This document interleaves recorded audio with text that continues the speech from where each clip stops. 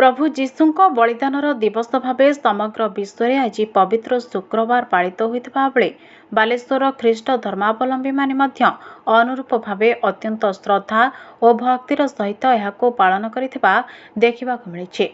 सकाळरू स्नान आदि कार्य समापन सह नुआ वस्त्र परिधान पूर्वक ख्रीष्ट धर्मी भाई भौणी माने चर्च रे पहुंची प्रभु जीशुଙ୍କୁ प्रार्थना करथिले। अपराह्न प्राय 2:30 समय सहरर श्रीकंठपुर कैथोलिक पड़ास्थित स्टार क्लब निकटरू प्रभुंकर क्रूस यात्रा आरंभ होइतिला।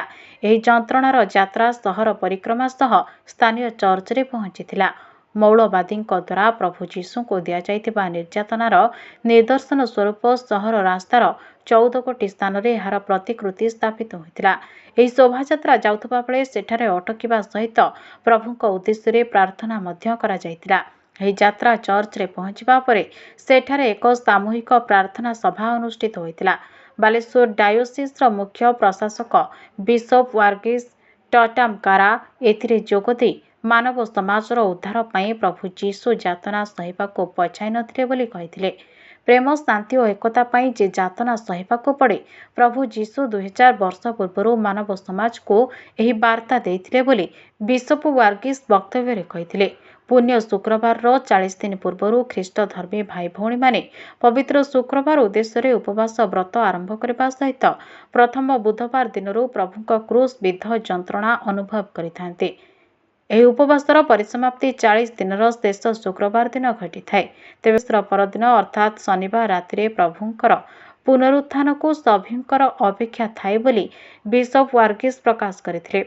प्राय 2000 वर्ष पूर्व समाजर उद्धार पाई प्रभु जीशु कार्य करबा द्वारा तांको प्रति साधारण लोकंक समर्थन और भल पाइबा वृद्धि पाइबा देखे तत्कालीन मौलवादी चिंताधारार गोष्ठी माने ईर्षापरायण होई उठिथिले। जीशुଙ୍କ निकटକୁ राज क्षमता चलीजिबा भୟରେ ସେମାନେ ତାଙ୍କୁ गिरफ करी अकथनीय निर्यातना देवा सह क्रूस विद्ध करथिले।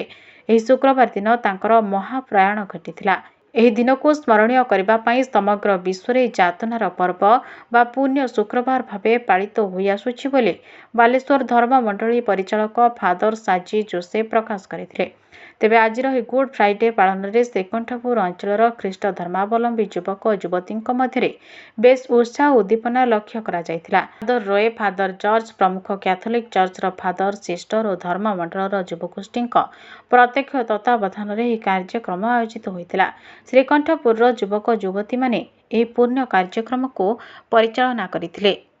जन्म आम्भे माने पालन करितिलु डिसेंबर मास 25 तारिख रे से एही जगत रे बास कले मनुष्य रूप नहीं 33 वर्ष काल 30 वर्ष से गुप्त भाव में तहांगर परिवार भितर ही जीवन यापन कले।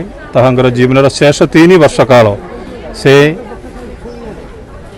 प्रकाशन जीवन यापन करी जो उद्देश्य रे से स्वर्गरु एही जगत रे अवतीर्ण होते से विषय रे लोक मानकु अवगत कले।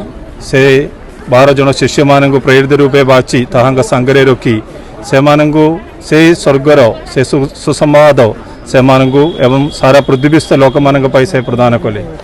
एवं से प्रेमर चिन्ह स्वरूप मनुष्य जाति को आम मानकर पापरू आम मान उद्धार करने निमंते निजर जीवन से क्रूसकाट उपर उत्सर्ग कले। एवं ताहा क्रूसकाट को जीवा पूर्व लोक मैंने ताहांगु अपमानित करुतिले, ताहांगु बहुत दुख जंत्रणा दौतिले, पिटुतिले, मारुतिले, कंडार मुकुट पिंधाइले, क्रूस बहन करा कराइले। ए सबुठारु शेष रे ताहांगु क्रूसविद्ध करी जीवन देले आम मानक पाई। तेणु सही प्रभुंकर सही दुख जंत्रणार ताड़नार दिवस ही आमे माने पालन करुअछु एही पुण्य शुक्रवार दिन बा गुड फ्राइडे। केमते पालन करा जाय यही पर्व आपण मैंने देखिलु मैंने आमर स्टार्क कॉलोनी रु आरंभ करी आखपाख थी समस्त कृषि भाई भाई मैंने केतेक अणकृषि भाई भाई मैंने आसी आमे मैंने क्रूसपथ यात्रा रे भक्ति एवं विश्वास सह प्रार्थना करी आसीलु यही गिरिजा को। एवं यही क्रूसपथ यात्रा वर्तमान शेष है। वर्तमान आमे मान गिरिजा रे वाक्य प्रचार हम, दिव्य प्रसाद बंटन हम, क्रूस चुंबन हम।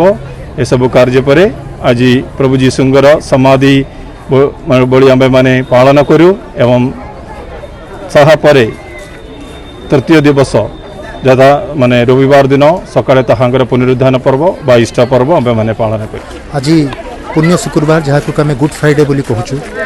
आज गुड फ्राइडे आम ख्रीष्टीय भाई भौणी मान एक महान दिवस।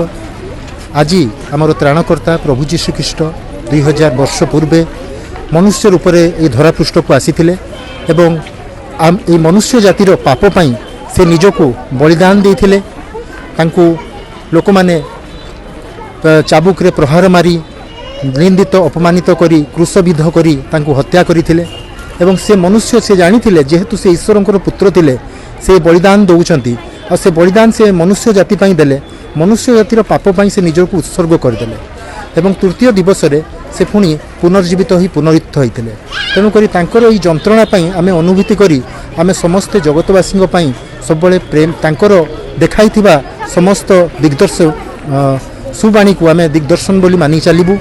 तो सबुठ बड़ कथा से जो प्रेम बांटिबा मनुष्य मान भितर स्नेह बांटिबा जो आम शिखई देइचंती एवं जो तांकर जो सुवाणी रे चलवा पथरे चलवार जो शिक्षा आम को देइचंती तांको शिक्षा माध्यम रे आमे माने निज निज को प्रस्तुत करवा कि आगामी दिन में आम तांकर पथरे अनुगामी होबा तांको पथे चलवा एवं समस्त प्रति स्नेह प्रेम बांटिबा यह जीशुख्रीष्ट आमको तांकर बलिदान माध्यम रे शिखैछंती एवं आम भविष्य में आम कौन पाप न करूँ से आम निजको सजाग रखिबा।